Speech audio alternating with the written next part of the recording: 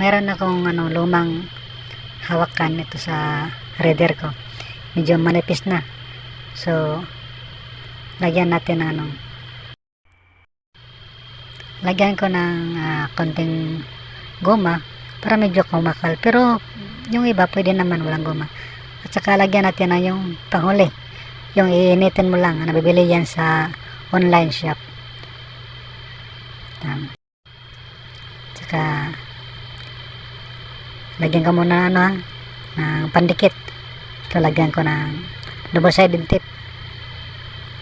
Yan. Lagyan ko muna. Saka, ipatong yung manipis na rubber. Galing yan sa interior ng gulong ko. Ito na siya. Lagyan ko. And then, isunod yung tawag na ito motorcycle shrinkable. Pwede, initin natin yan.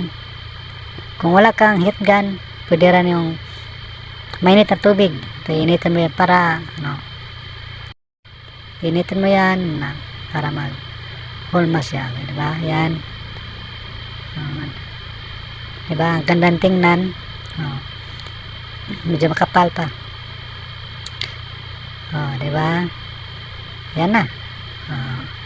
So, goods na.